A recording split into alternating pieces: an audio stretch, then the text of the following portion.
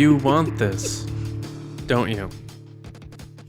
I'm holding up toilet paper, because that makes sense. Welcome back, everybody. This is the Resistance Broadcast. I'm John. How are you today? Welcome to our news show. There's a lot of news going on in the world, but not in Star Wars. But we're going to talk about all the Star Wars news possible. It is our Monday show. Thank you so much for joining us, everybody.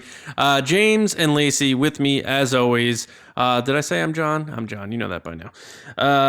Guys, we have a fun show in store for us, as always. We like to make it a good time here on TRB. But before we get into the fun stuff, do you guys think... I was thinking about this today. Do you guys think there's a chance now, because of like production shutdowns and stuff, that Mando may not make the October release date? No, because you can edit at home. You think they're editing The Mandalorian at home? And doing... Yeah. Yeah, you can remote into a computer from home and edit on the machine in a company. Yeah? Yeah. Also, too, like I use the software that's, to edit this show that is like the standard for all, like for major motion pictures and stuff. Unless they're using Avid still. Yeah. Yeah, I mean, but which might be maybe. I mean, probably not. Like Premiere Pro is still like a big one for sure. Oh, of course. It's not like Final Cut, but I'm saying like, No. big places still kind of use Avid from time to time. So you think like Jon Favreau is Skyping in with his editors and they're just going downstairs with like some Eggo's waffles and like just editing The Mandalorian in their home basements? I think that it's probably one of those things where like they have plenty of time that normally the show would be done and they'd be wrapped for like a while before they air it. Mm-hmm. What about this reshoots? time they're just going to be maybe closer to the date. I don't know. I don't think it would get pushed. What about like reshoots and some ADR stuff and a lot of other post-production stuff that goes beyond just editing? Still think we're going to see this in October? Well, ADR stuff they can record in their own homes, in a closet actually, which is the popular place to do recording. Right. But reshoots, they're going to have to wait until productions are allowed back, which at this rate seems like summer, guys. That's what's getting a little crazy here. So, of course, they could just move it to Jon Favreau's backyard at this point. Yeah. Well, if it does get moved, I mean, Disney's obviously, everyone's taking a hit with all these shutdowns. The parks being closed alone is just like insane for Disney. But I would think they would try to keep it in Q4 for the fiscal year. So if they push it back, I think they'll still try to get it out by December. So while it may be like a pest, if it does get pushed back, we're not saying we're hearing anything. We're just speculating here. If it does get pushed back, it'd be like 6 weeks or so. But I was just wondering about that. How much money they're possibly losing a day, Disney? Like I didn't hear Disney, but I heard the like Hollywood would be close to $20 billion. Mm-hmm. Disney itself is losing about, with the parks closed and everything, like $350,000 a day. That's it? That's the rough estimate right now. That's still really a lot low. of money. I'm sure it will go up over time. How many people do they get in the park per day? I don't know. Well, you also have to think that they're... Season.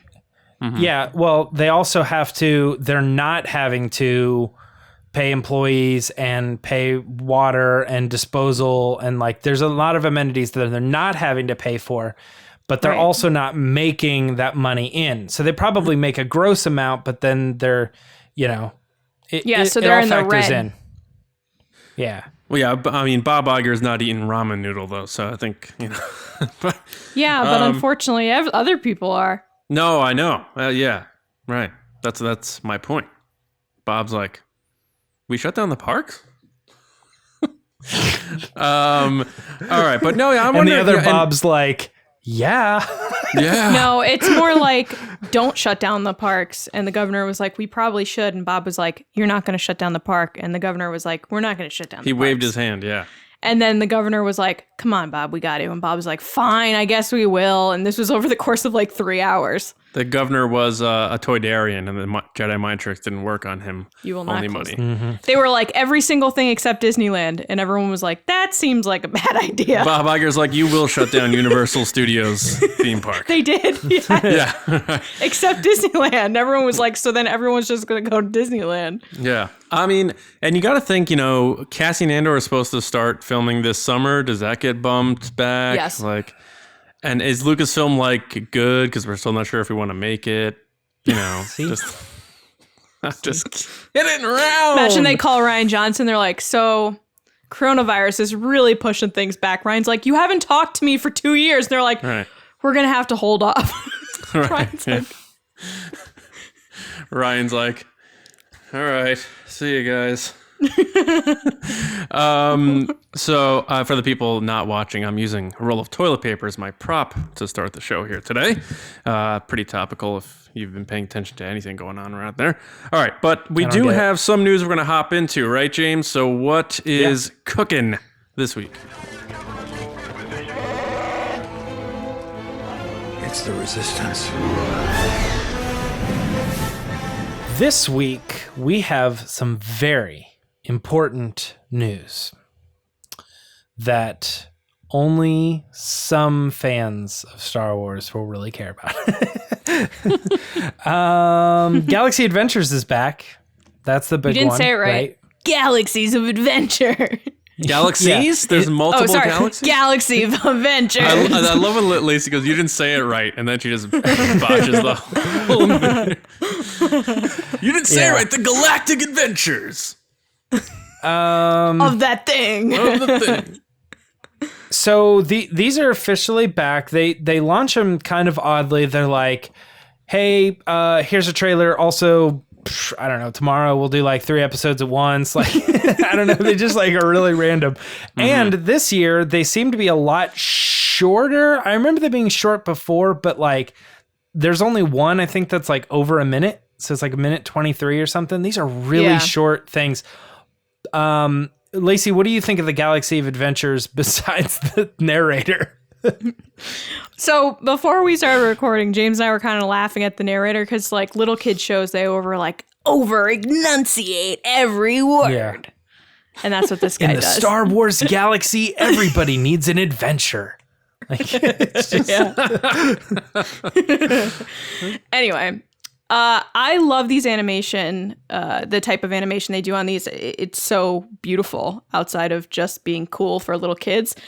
The thing I love about them, in the sense of, to me, it's a little funny, is that they go really left or right. So they're like, this person's really good, this person's really bad.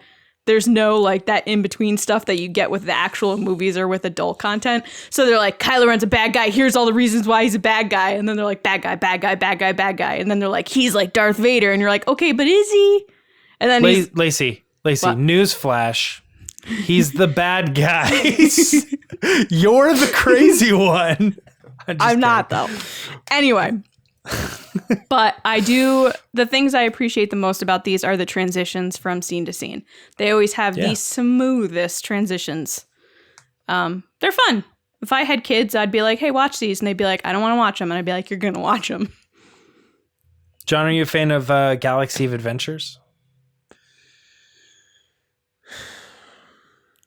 We can have Ryan Shore back on the show. Galaxy. I'm going to talk about it, and then next week we're going to be like, Ryan Shore coming on the show.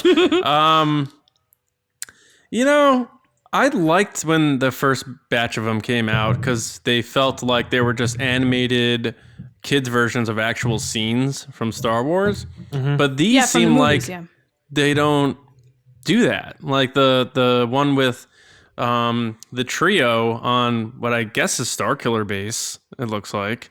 But Poe's there on a snowspeeder, and that doesn't make any canonical sense to me. So I don't know. I didn't get that it was Starkiller. No? They're just on a snowy... I think it was supposed to be before the Rise of Skywalker. That's what I thought it was, right? Leading into that's the when Rise Okay. I mean, I guess it's now, instead of being an animated retelling of existing scenes or classic scenes, they're doing new in-between stuff, which is a different take for Galaxy of Adventures. And maybe I don't know what the choice was there, but it's a bit different. I didn't like it because it wasn't dialogue based or anything. Like, I think Finn's only line was him saying woo and high-fiving, and I don't know if Poe even had any lines, and Ray was doesn't, Ray's line was BB-8 hold on, but it was a line from TFA. They took the TFA audio and put that into this. Yeah, but that's what they did in the old ones too. But for the the old ones were legit scenes that they animated. It was the same line because it was the same scene. So it was Han saying, Chewie, get us out of here, the same time he says it in A New Hope. Whereas they're taking a line of Rey from TFA, BB-8 hold on, and putting it into this The Rise of Skywalker thing. And then also, which is a little bit of a problem I have with some of the audiobooks, did that not make sense? You know what I was talking about? No, it did. It's just funny because you're just like, and then the other thing. Well, yeah, I mean, and then like a little bit of the problem I have with the audiobooks is they obviously have to sample existing music because they're not going to create budget to create new music for audiobooks. They use very clear examples that you can think that's from this movie and this scene in the audiobooks, and sometimes it takes me out of the audiobooks a little bit. They did that here too with certain sequences of music from whether it's the original trilogy or whatever. I'm like, oh, that sounds familiar. That's from this particular scene, and they're just kind of dumping it in here and using it as the music for this. So, and you know, kids won't care about that. So I think it's great for kids. Let's make that clear. It's on Star Wars Kids. I completely get that. But for people that are like soaking this up, that are 40 and they're like, this is so great. I love it. Give me more of it. I'm like, come on, be honest. It's a kid's thing. It's fun, and let's leave it at that. But I feel like these, even from that standard, fell a little short to the first batch, which were retellings of existing scenes. So the change of pace, I think, was the biggest strange thing to me, especially if you're trying to get kids into Star Wars, and like their purpose of these was to be like, let's give a different approach to classic moments from Star Wars so that kids can be drawn in by animation. They're completely deviating from that mission now. So I'm just curious where they go with it, I guess. Yeah, they were supposed to be like bite-sized pieces of the actual movie so that you weren't getting all the scary stuff. There was just the fun stuff. Right. And maybe like sprinkle in a little bit of stuff you may haven't seen, like when Chewie convinced Han to go back and save Luke at the Death Star, but then you see their point of view from the Death Star attack. You see Obi-Wan versus Vader in the Death Star. And this one, it was just like, what is this? Just some random adventure the three of them are on? So it was almost like they blended Forces of Destiny with Galaxy of Adventures, and that's like their new approach. And maybe it's because they're not doing Forces of Destiny anymore. I don't know. We'd have to ask. We'd have to ask them what the reasoning is, and they won't answer, and that'll be fine. And then we'll move on. So there you go. I did like the one clip from the Rey one where she opens up the trunk and the lightsaber's there, and it has a very anime feel to it with all the little sparkles. Loved that shot. Yeah. I really like Galaxy of Adventures for the reason that Lacey was saying, like the animation and the transitions and how they're doing everything. I think there's been a bunch of different versions. I think sometimes they were just telling stories that were like from the movies, like you guys were saying. But I also think there were times when they were just like the Jedi versus the Sith. It's an ongoing battle, and they just showed like random scenes from all over the place. That's fair. That was another thing. And I also think that they used audio, like even though it would be like this is a direct scene from the movie, they would use audio from like other scenes to fill in just for this as well. Like sometimes like certain characters yelling like woohoo, you're like, well, that's from Return of the Jedi, but this is an Empire scene. I think they just kind of like mix around and just had some fun with some of the dialogue and stuff. Yeah. I think another thing too that I took away from this that is just like a reminder to me, and this is kind of how I understand Star Wars, is when even though I dig into the canon, I'm like, what really happened though? I want to know, like, you're not giving us enough detail. I still always have this pinch of cinnamon that is every story in Star Wars is being told to you through somebody else. It's never exactly as it happened, even the movies. I think all of them are stories that are being told to you from somebody else.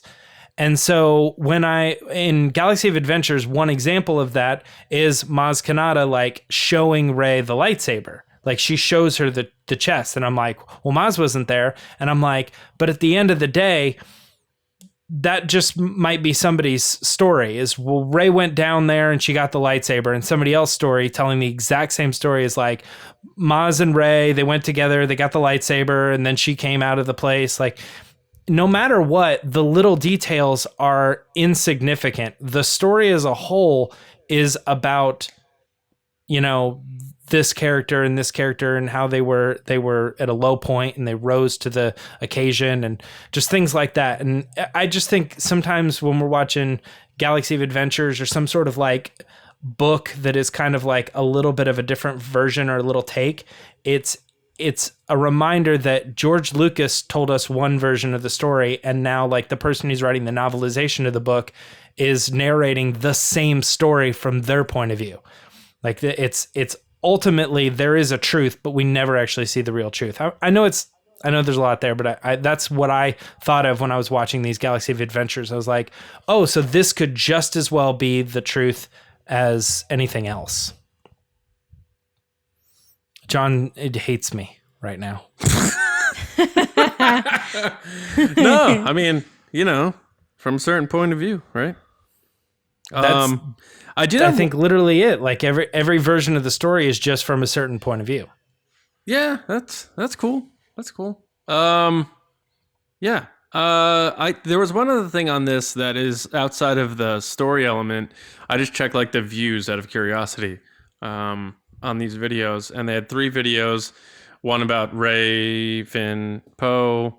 One about Kylo Ren, comparison to Vader. And what was the third one? It was like it was Rey just again. Rey on her own. Yeah, right. And the ones, the Kylo Ren one had double the views of the other two, which both of them had similar views. The Kylo Ren Vader one had double that. Now maybe the Vader thing obviously draws people to want to click on it, but it always seems like Kylo Ren stuff always gets a lot of action, and we talked about this recently on the podcast. You have to think that they wanted to explore more content with the character, and that further, I guess, a little bit of a tinfoil hat thing here, but I think that further proves my theory that Adam Driver just doesn't want to be involved anymore, at least for right now, because I'm sure they may have gone to him saying like, look, man, we have these ideas to do an animated series or these shorts or really anything to this character, which seems to be just a surefire hit no matter what they do with it in terms of views, sales, marketing. Look at the comics, they're selling out like crazy. They're reprinting them. The character is hot, however you want to look at it. And it makes me think that he just was like, nah, I don't want to do it, or else, they would have probably tried to explore something. So just seeing that view count be double of the other two, which are both the Control. It's like one episode, another episode with Kylo Ren, another episode. It's like Baby Ben Solo. Oh, those ball things? Yeah, people went nuts over that. I didn't. That little video. Yeah, so dumb. Not even worth my time. I didn't. I watched the Ben Solo one, and I was like, I started watching it, and I was like, man, like it's kind of interesting to know that like he got on the Falcon and they went on this journey together or whatever, or he snuck on. But it upsets me to watch it. I'm like, this is so dumb. I think people are just craving for more Ben Solo content and more Ben and Han content, so they'll take it as little balls rolling around. Being honest. Someone asked Matt Martin, who has been on record saying, I'm never answering any more canon questions. And they're like, is this canon? And he's like, I'm sure something like that may have happened. He's probably like, yes, Han Solo was a ball. Yeah, in the years 8 ABB. I'm sure to 10 BBB ball. BBB. I take a lot of the short stories as like, yes, they did happen, but they are so irrelevant that it really is never going to be like a character changing thing, So James, if you think about it, it's like someone's telling you this story from their point of view. So like maybe Han and Ben went on the Millennium Falcon, but this person was like, yo, Han and Ben went on the Millennium Falcon, but they were balls. No, except for the ball part. I couldn't even finish it. I couldn't even finish the story. And then Ben Solo turns into a ball of fury, and we know what happens from there. You guys ever see that movie, Balls of Fury? No. All right, that's okay. We could talk about other movies another time. No, but I don't want to sound like a downer about Galaxy of Adventures. I do like it. They were fun to watch, and they're very quick. Like, you could literally watch all 3 of those new episodes in like 2 minutes and 40 seconds. You could nuke like a bowl of soup, and it won't be done before you're done watching those 3 episodes. But it's a kid's thing, and whatever. I'm sure a 5-year-old could watch that and be like, oh, that's cool. What else is going on? Maybe that's their gateway into Star Wars. But the fact that it's the Star Wars content out right now is balls. Yeah, it's like that, and of course Clone Wars. And then I look at like Marvel, and they're like, we got 6 movies coming in. I'm still like, oh, man, come on, Star Wars, let's go. But that's it. But you got balls though. Well, speaking of the Disney content that is out there, the Disney Plus company, I guess, announced their scheduling for Europe, which includes releasing The Mandalorian first 2 episodes at the same time, and then also the Clone Wars, which is very specific. I'm not going to get into the details there because there's not a whole lot to talk about, so we'll talk about the details in our discussion. But John, lay this out for us. What was interesting about the way that they're releasing stuff in Europe? Well, I know no one in Europe has seen The Mandalorian yet. So no one. You guys are in for a treat, and don't want to spoil anything. Stay till the very end of the first episode of The Mandalorian. It's crazy. Now for the answer may surprise you. There it is. Yeah. There it is. For the 6 people who haven't actually seen it, you are in for a great show. But yeah, I mean, what they're trying to do here is catch everybody up. So they're giving you your first 2 Mando episodes on the 24th, the launch date, followed by 3 days later on Friday. They're giving you the 3rd Mando episode, which is a great one. That's the first Deborah Chow episode where it's like Mando Con, and they'll show up and do some fun stuff. Spoiler alert. Everyone's seen it. It's okay. Anyone who's watching this show has seen it, but I honestly bet a lot of people still haven't watched it. No, because a lot of people are like, I don't care, whatever. And then when they get it, they're like, oh, I forgot there was like a new Star Wars show. Imagine thing. someone's like, good. Imagine someone's like, all right, I got Disney Plus coming up next week. Let me check out this Star Wars podcast. And they watch this, and this is what ruins it. As Lacey's pointing to Baby Yoda above her head right now. I wasn't. I was blocking him out. Oh, now move your hand, please. Way to point it out. Move your hand. Oh, what's that back there? Yeah. Okay. And then Clone Wars, anyway. They're going to be doing two at a time for the season 7 to get them caught up to the United States, so that by the time we get to the finale, the United States and Europe are going to get the finale on the same date, which is good because people have been really upset that it's been so delayed for the Europe and UK. And sometimes, unjustly, people unleash their frustrations on people who have things, even though it's out of our control. Like, we had access to The Mandalorian in November, and people are like, oh, it must be nice that blah, blah, blah. So those unnecessary tensions are kind of going to be gone because the people in the United States aren't going to be watching the final episode ever of the Clone Wars, and people in UK and Europe are going to have to wait for it. Everyone's getting it on the same day. And maybe because of the time zone, they're 5 hours ahead. Maybe they're going to get it before us, so they can throw it back at us. But either way, its effort is 2 Clone Wars at a time to get them caught up to our pace for season 7.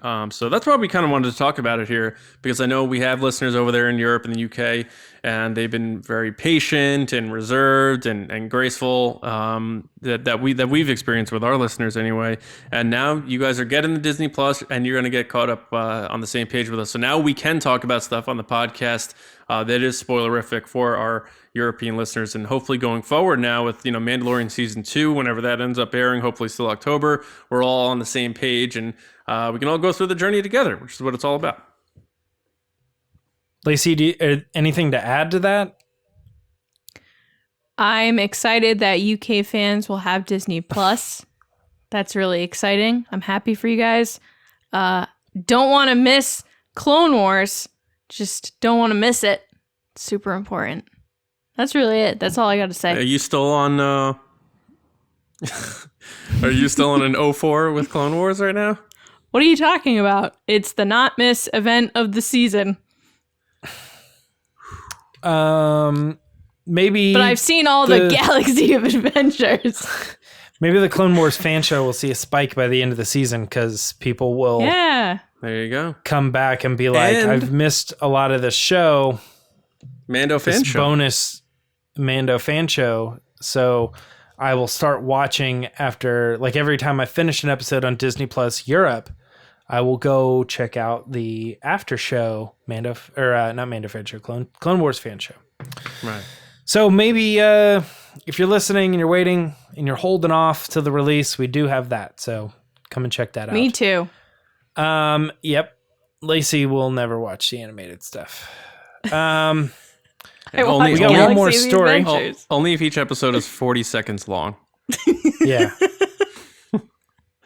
If it falls into 1 minute, forget it.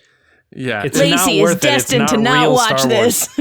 If an animated Star Wars show's episode is longer than it takes to sing Happy Birthday song, then Lacey is not watching it. That's just the barometer. What? Yeah, you can watch this while washing your hands. Right. There you go. That's what they're doing. Yeah. All right. Well, continuing the people don't care about Star Wars content under the movies. We're going to talk about some comics. Whoa. No one here said that. Yeah, no one said that. Not a single person said that with their mouth. All right. We're going to talk about the comics. We got 2 issues that are interesting, I guess. The Bounty Hunters #1 is a new comic series, and it just got kicked off last week. As well as let's go ahead and catch up a little bit on the Star Wars mainline, which is now officially at episode 4, issue 4. Lacey, bouncing back at you. Anything pop out to you with either one of these comics? So I feel like this new segment has really set me up to not seem like a Star Wars fan, and that's my own doing. So I read the spoiler reviews for these, and it was a little confusing, I'm not going to lie. And but there were some cool details.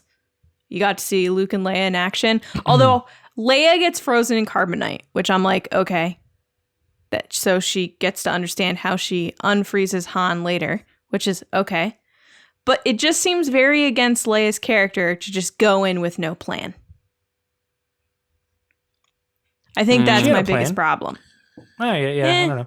She's not the type to just go in there and see what happens like a Han Solo, or go in there and risk it all. That doesn't seem like the type of character she is, which I'm letting. It's fine. Not my story to tell, but it just seems a little out of character for her. As for the Bounty Hunter comic, Bounty Hunters aren't really my thing, but there is this really cool panel with Boba Fett where he's just like, I forget what he says. He's just like, I'm like so chill, like get to the point. And I'm like, that's like so Mando, which is funny because obviously Mando's based on Boba Fett, but it seemed very cool. Other than that, I as always, if people like these, I'm all for it. Enjoy, have fun. More Star Wars is always good. It's so funny to think, like, well, The Mandalorian was clearly based off Boba Fett, and Dave Filoni's like, I see the comparison. But he was always an original idea in my head. No, I will say this about Bounty Hunter #1. I spent probably, I'll say 3/5 of the comic just so confused because they're just throwing new character out at you. And then the names were never like, it was never like, I am Bob. It was like, Bob, get out of here. And you're like, who are they talking to? Which one is Bob? I was like very Truman Show. confused. Yes. Okay. He's like, What? who are you talking to? When he's okay, gotcha. Yeah. I was very confused about names, and even at the very end, there's a little bit of a spoiler here. It's the first issue. It's not really that big of a deal, but the job gets offered to Boba Fett, and he's like, I'm not interested. And they're like, oh, but it's this guy. And he's like, never mind. Keep your money. I'm on the mission. He's supposed to be like dead set. I hate this guy. I'm going after him. And I literally read that and was like, which one was that? And I had to go back in the issue and try to figure out which character was the person that he was talking about. No surprise, it ended up being like the main character, the guy who's on the front of the cover. That's who the story is going to be about, and they're setting up Boba Fett as an adversary to him. But I think it could be cool. Just this first issue was a mess. Like, so much stuff that I was like, just too many characters, too many names, too many different random locations, and I'm like, I can't follow any of this stuff. Wait to introduce some of those characters later. There's like a girl who's like on a mission now. I don't know. She like leaves her planet and stuff. And I'm like, what was her deal? I don't know how she fit into this at all. John, do you want to talk about Star Wars 4? Because really quickly, I liked all of it. I liked Lando's story. I liked Leia's story. I liked Luke's story. I love all the little in between. What do you think? So what was the name of the main guy, the Punisher / Terminator guy? What who looks like he's straight out of Image Comics. Yeah, what was his name? I don't know off the top of my head. Okay. So I'm going to call him Punisher Terminator guy for now. Now I think that was it, actually. Okay. So Pun Term is his name now. And I have to agree with you on the name things. Like, there's just so many apostrophes now where it's like Tiongor, and then her sister Tiangor Gia Dama Laba, where it's like, and then it's like and Nakano Kamo Sindikono to Libudu. I'm like, oh God, these names, like they're making Star Wars names. It's like a rite of passage to come up with something that nobody can pronounce or remember. And it's like, this is what Star Wars names are now. When George Lucas was like, okay, this is about Luke and his master Ben and Leia. And I'm like, and then now they're like, Tika Lagabutila Takanano Tongor. What's going on, guys?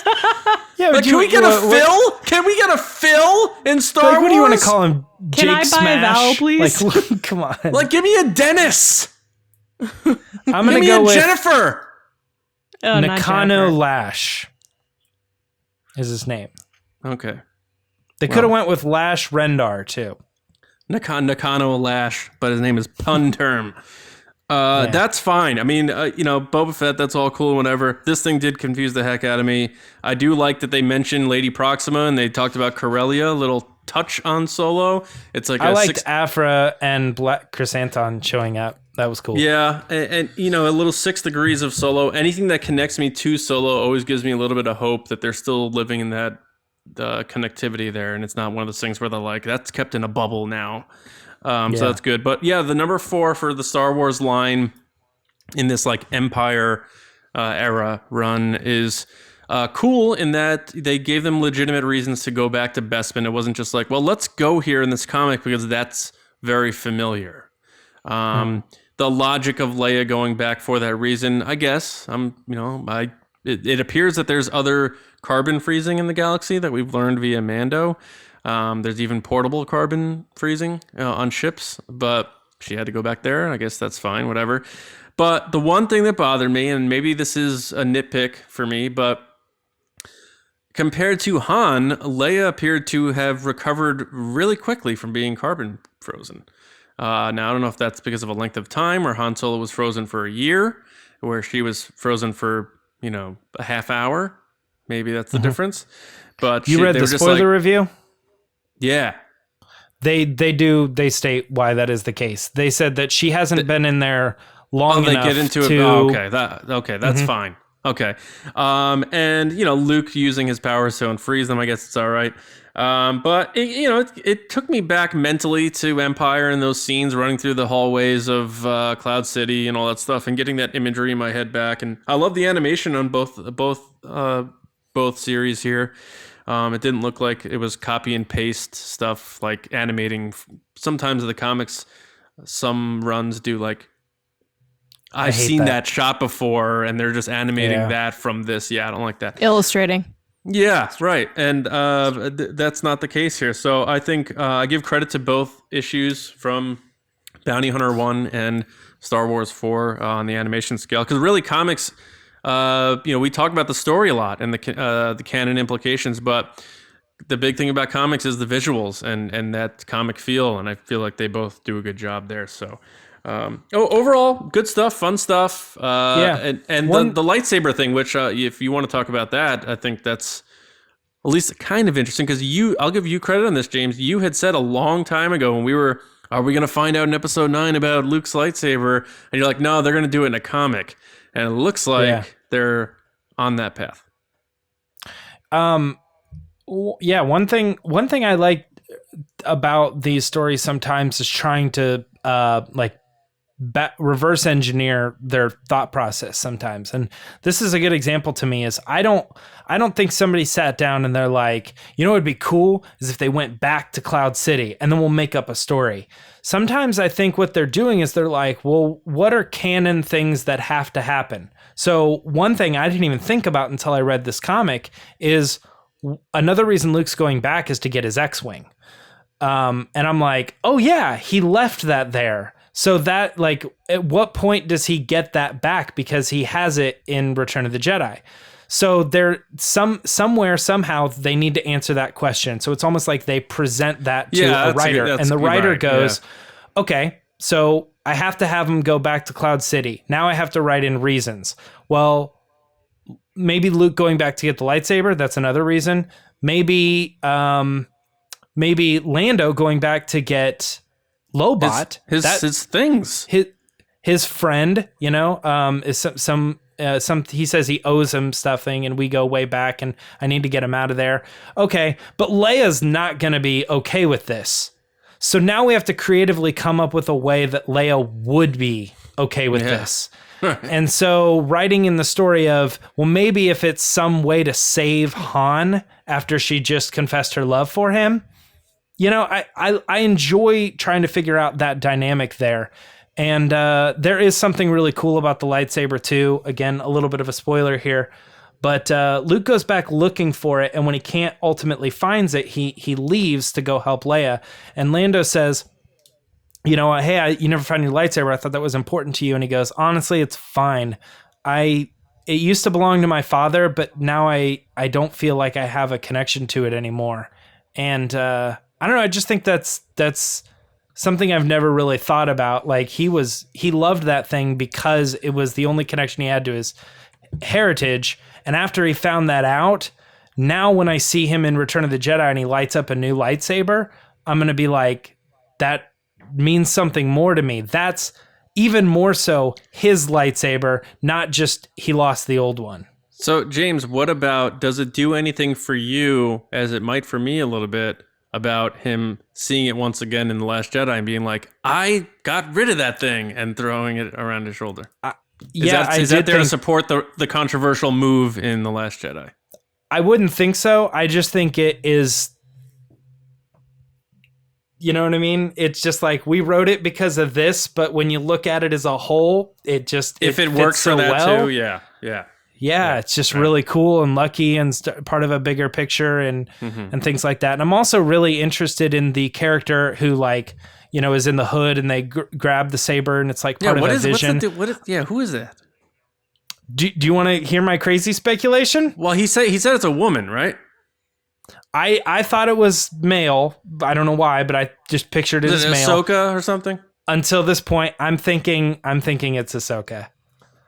She's around at this time, and she would be someone who would have the hood. Maybe they're setting up to be like, this is a style that she wears. post everything that happened in Rebels. And I don't know. I like the idea that she's out there and she's on her own journey, but she's aware of Luke and helping him through this. And the comics, like the Star Wars mainline, would be a really good place to have them meet, because I've been waiting for that moment for a while. Of these two are both out there, especially post Return of the Jedi. There's literally no reason why these two couldn't grab a coffee, you know? Well, this is post Empire Strikes Back. It is, but I'm saying even if you look at post Return of the Jedi, that's this peaceful era where there was nothing going on. They could have easily met up each other, but I think it would be cool too if they explained that they met in this era as well. It's not really that big of a deal, other than the argument of like, well, then why didn't Ahsoka help? But okay, well, I don't know. That maybe that's the story that they're telling, that she's doing this other special crazy thing that's bigger than just the squabble of the Galactic Civil War. I don't know. She's like, yo, I'm still looking for my buddy Ezra. Just wanted to check in with you guys. Want to see what was going on. Yeah. Just seeing if he's on Bespin or in your mind. And then I'm going to go back and do what I got to do. Hold on. Oh, yes. Sorry, that was my roommate, Sabine. We're just... She's painting a mural on our wall. Yeah. Yeah. I don't know. Yeah. Lacey, I know you even said before the show there might not be a whole lot to add to this. Any thoughts on the craziness of what happens in the comics sometimes? Not really. I think Ahsoka could be, if you wanted to tie it all together, Ahsoka could be on a mission to figure out what's going on in the Outer Rim with Palpatine and all that stuff out there. Because someone had to start that journey before Luke Skywalker took it over. Yeah. Dude. You know, if she Don't shows sleep up on the comics. I love them. But if Ahsoka shows up in this, she's in the Return of Clone Wars, obviously. And then if she's popping up in the comic, she's in a ton of stuff, guys. You were just trying to figure out how to weave that in there. You think of the joke first, and then you come up with the setup. Need to, it's reverse engineering, James. It's reverse engineering. If you go back through the episodes, you can see the moments that John figures it out, because he makes this look, and he like looks at the camera, and then he holds it, and then when we're done talking, he'll be like, "Hey guys, how about this thing? Am I right?" And then we'll be like, "Ugh," and then he'll just like go on his way, and then there'll be a moment where he just goes, and then he'll wait. Now everyone's gonna look for it. It's true. He's wiping his tears with toilet paper. What a waste! Don't you know there are starving kids in Japan? What? No, I don't know. All right. That's it for the Resistance report. Lacey, you want to do a little bit of a Scoundrels rundown? Yeah, punch it on 3. 1, 2, 3. Punch it. Punch it.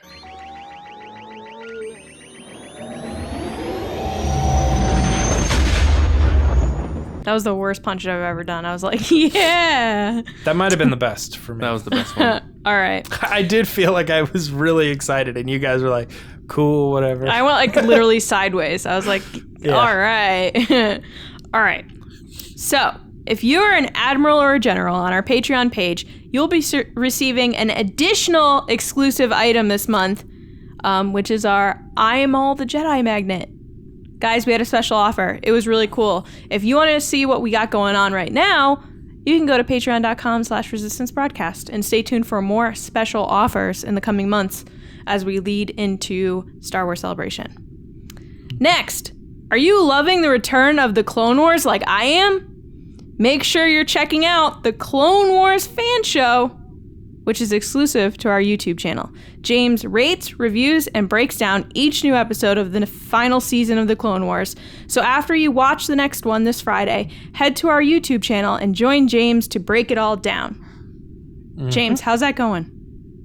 It is going good. I think I'm starting to get into my rhythm. First episode was a little short. I was like, I don't know what you guys want me to talk about.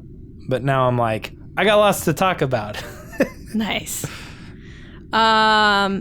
So yeah, we're always thinking of ways to innovate and do unique and new things here on TRB. And that comes from hearing Wait, that comes hearing from you out there in the resistance. What?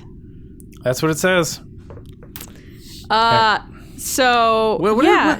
What? I'm not sure what you're trying to say here. Lacey, you forgot the word with. And with that comes hearing from you out there. Okay. She read it as, and that comes hearing from you out there. So Lacey will, if she does a slight fumble on something, she'll triple fumble to make it look like I completely botched the copy. And then people know if I wrote it, that it's me who's under the bus. No. On that note, if there's anything you want us to talk about or discuss in a future episode, you can email us at resistancebroadcast@gmail.com. We read everything, and we're always open to new ideas. All right, so until next time, Chewie, get us out of here. Chewie. Chewy.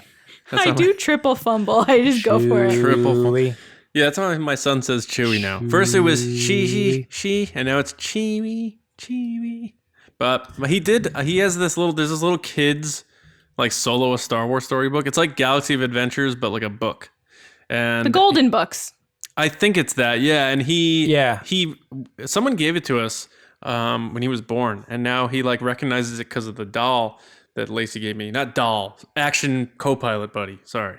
It's definitely a doll. Yeah, it's a doll. My action co-pilot buddy. It's like co-pilot buddy. Yeah, it's like Teddy Ruxpin kind of. My action co-pilot co-buddy and me. But he points out he sees That's the Chewie. commercial. It's just actually. Is that My Buddy you were doing? Yeah, my buddy. Yeah. My I used to have a buddy. My Buddy. It was like Oh, Chucky. of course you did. Yeah. My buddy. But yeah, he points Do them out. you remember what the girls' version was called? Kid Sister? Kid Sister. You got it. Yeah. Because my sister had one. The branding worked, guys. Way to market in the early 90s. What a lame thing. You're like, I got a buddy, and you're like, I've got a kid sister. Yeah. So you didn't know if he was your brother. He was just your buddy. Yeah, it was ambiguous. I'm not your buddy guy. Right. I'm not your kid, sister. Right. Is this still no? No. This Well, is a now we're gonna- transition. Yeah, we're gonna do Ask the Resistance. I've been wondering, what are midichlorians? So we're gonna hear from everybody out there in the Resistance who sent in their questions. We appreciate that. Keep them coming, and not even just when we ask for them. If you think of a cool Star Wars question, or you just want to get a shout out in the show, you want us to talk about your Twitter handle. That's what it says right there in the copy. That's what it says. It says twiddle handle. No, your Twitter handle. Just tweet using hashtag Ask the Resistance and fire out those questions, and we'll get them on the show like this guy did. He's actually a patron of ours. He's a general, and his name is John Risi at John S. Risi. Way to get your handle, John. Good job. There's Lacey- an S. It doesn't count. You've said that before. No, it counts because that's his name. You said Bowman didn't count because there was an A. No, we didn't think his name was Bowman. Yeah, either. and then he Did we? confirmed it, so now it's canon. Yeah. Your rules change every time. No, you're like Jedi Knight 767 at Jedi Knight 767. Where to get your handle, Jedi Knight? 767. Get out of here. All right. Roller Lacey, skating kid. Yeah. Lacey, John would like to know, would Anakin have still fallen to the dark side if Shmi had lived and not been kidnapped by the Tusken Raiders, which eventually led to her death?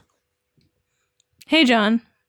I think Anakin would, because his big push was because he was afraid Padme was going to die and that he wanted to save her from death. So while it's terrible that Shmi died and it kind of gave him that like little boost forward, I think the ultimate fall was due to Padme and the nightmares he was having, shirtless in bed. And I still don't know why they added that in. Like, he could have just been like, but they had to add in that part. Anyway. Yeah, so that's the reason why. That's my answer. Right. Good answer. Good Thanks. answer. It's like Family Feud. Good answer. Good answer. Good answer. And they're like, give me foot. Bang. Yeah. Show me potato salad. Right. But not if you're... No offense, Neel. Not if you're General Neel Shah, who absolutely crushed on Family Feud. Did he? I didn't watch it. His first episode, I won't tell you the results on what happened, but him personally, dude is fire on Family Feud. If we ever do Family Feud, I am pretending Neil's a part of my family. And we're gonna. I don't remember what all the questions were, but I remember being like him just like nailing it. He's like, I'm gonna say pants. Or whatever. Yeah, and it's like oh, that's 90, a good answer. Yeah, 90 points. Yeah. A But lot anyway, of times with that show, though, you watch it and you're like, why didn't you say chocolate? It's like ice cream flavors, and they're like, rum raisin, and you're like, why didn't you just say chocolate? Why didn't you just say chocolate? I actually have Doesn't the other rum issues with raisin- Family Feud.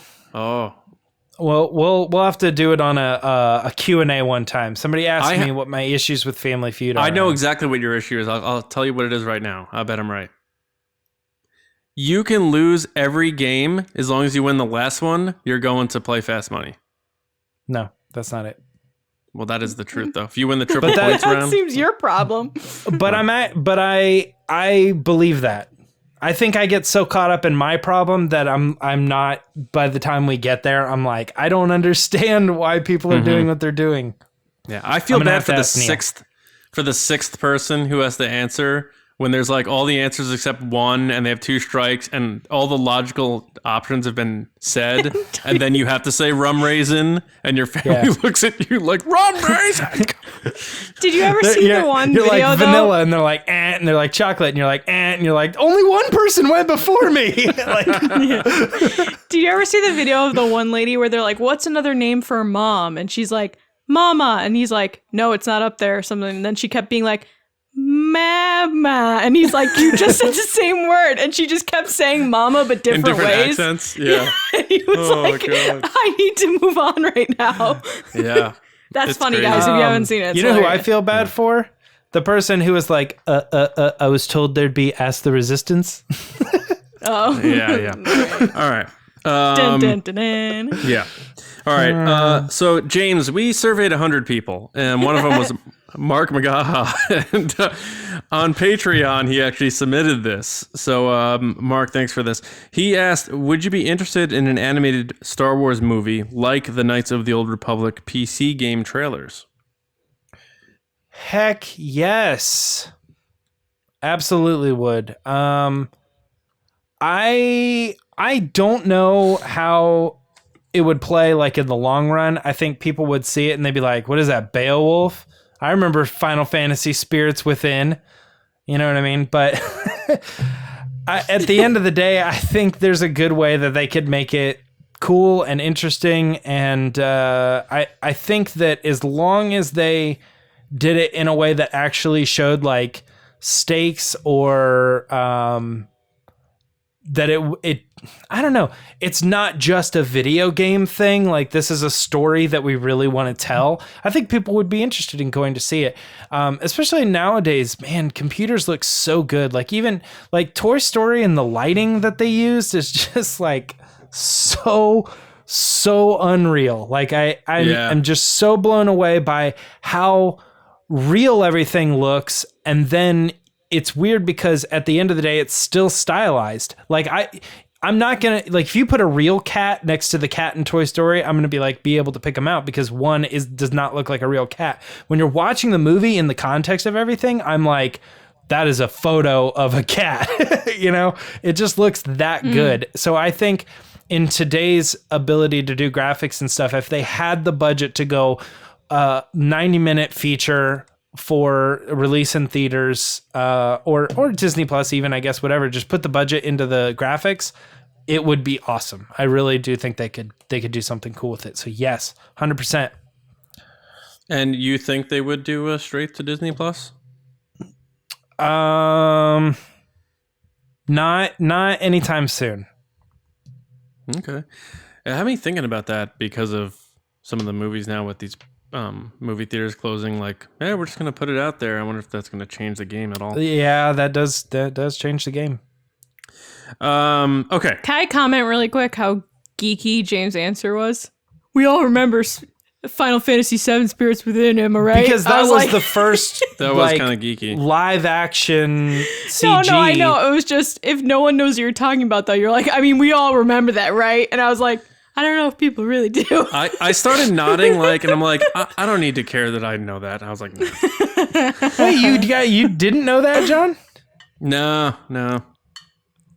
John was like, I like sports. I like That's a good big deal stuff. back then. No, I remember know. looking at magazines and being like, I cannot believe that that's not a real picture of a person. But like when you see it in full motion, it's like it's not as good. I Especially stopped playing now. video games like This wasn't a video game though; it was a theatrical release movie. what was it called? Final Fantasy: The Spirits Within was a theatrically released What year? movie. What year did it come out? 2002. 2003. 2003. I think I was probably seeing like Bruce Almighty instead, or something like that. Probably. Yeah. Look it up. It's fun just to go back and be like, this was the beginning. All right. We'll do. So I say. Okay. Next question. Alex Zukas at Zubaka. Alex, what's going on, man? You asked, with a sequel to Solo almost being inevitable at this point. Ooh, hope you're right. Let's hope. Yeah. What bounty hunters, if any, would you like to see make an appearance? Ooh, okay. A lot of bounty hunter talk today. Obviously, Boba Fett is a big one, especially if Han and Chewie are going to Jabba's palace. They were co-workers at one point or another. IG-88 would be cool because of what we saw with IG-11 in Mando. I thought that was pulled off very well. Dengar would be cool because he's from Corellia, so the little ties there to Han Solo's past. IG-11 as well. I guess you could do IG-11 too, yeah. But yeah, Bosk, I believe, was originally thought to be the crime boss for Crimson Dawn. I think that was something that they were floating out there in the early stages of the production for Solo. So maybe Bosk, but all those kinds of guys, the murderer's row that you see up there in Empire Strikes Back, Dengar being from Corellia would be interesting because obviously that's where Han is from. And you got to go with Boba Fett, whether you love him or hate him. Him and Han have a past, and you kind of would love to see that start getting fleshed out more so that the little bits that we see of them in Empire Return of the Jedi mean a little bit more. So those would be my picks for that. Alex, let me know who you'd want to see. I'm sure there's a bunch of others we can go down. I have a list of others here too, but those are the ones that stand out. We got one more question here, guys. Woo. This is from One with the Force at Fire Lord Karina. The Fire Lord Karina. Way to get your handle. And she asked, if you had the opportunity to star in a Star Wars musical, I just sang, which character would you want to play? So I guess if they did a musical version of Star Wars, who would you want to play? I'd want to play Kylo Ren and just like sing all moody and sad and then angry. It'd be like Phantom of the Opera, kind of, probably. Yeah. Or like Rock of Ages. I wouldn't get to be in a musical. I would have to be in a musical. So if I had to be in it, I'd pick like a background character that has like one line that's really short. But if I was excited about it, then I'd just go straight for Luke. I'd want to be Luke in the Star Wars musical, the Broadway presentation of A New Hope. So you'd be like an officer, like delivering information to Vader or Kylo Ren. Like, sir, they were accompanied by a droid. One of those like quick little lines, and then you're like, I'm out. Yeah, I would be the guy in Rogue One that hears the signal, runs up to Mon Mothma and says, "They left." That's it. That's your line. Like, yeah. All right. I'd get like everybody in the audience would be turned to me, watching me run up, and I'm like, I got this one message to say, and it's very important. Yeah. Big moment. All right, cool. Lacey?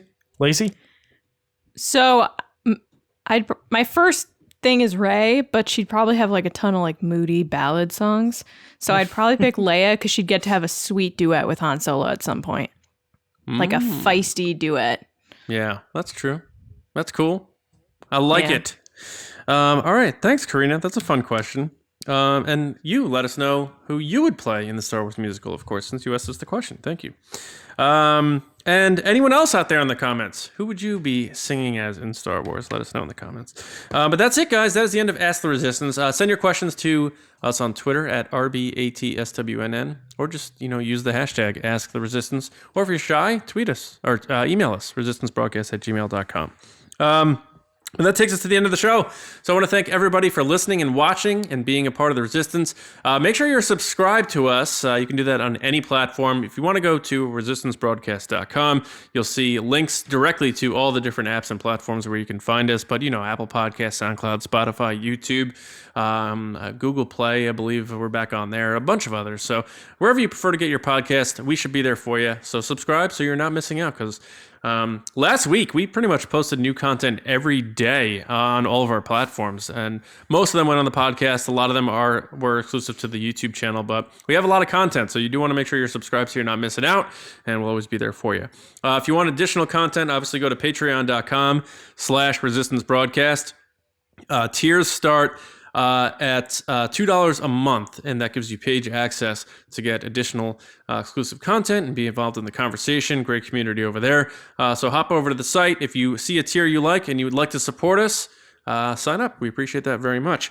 I want to say a special thank you to our generals, and that is Camelo, Andrew Staley, Neel Lowery, Jeremie Myers, who we're going to see on the pod race on Thursday, Neel Shah, the king of Family Feud, David Probus, John Risi, Seth Keim, Micah Harrison, Tampa movie guy, Michael Gaines, and Val Trichkov. Generals, thank you so much for all of your support. And speaking of Val Trichkov, make sure you guys go to StarWarsNewsNet.com every day for all of your latest Star Wars news, reviews, editorials, information, and more. tpublic.com/user/resistance broadcast. You guys can find me on Twitter at Johnny Hoey, spoiling everything, because I love you guys very much. Seriously, spoiling everything. And at StarWarsNewsNet.com. James? Twitter and Instagram at Myra Trunks.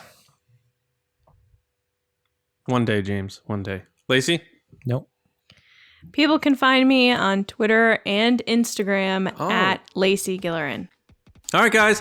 Thank you so much. And we hope you enjoy your weeks. We hope you're doing well. And we'll see you Thursday, where we're going to talk about, I don't know, kind of a important topic. Star Wars' cultural importance during tough times. So hang in there. Thanks for stopping by. We'll see you Thursday with another episode. See you around, kids. Bye.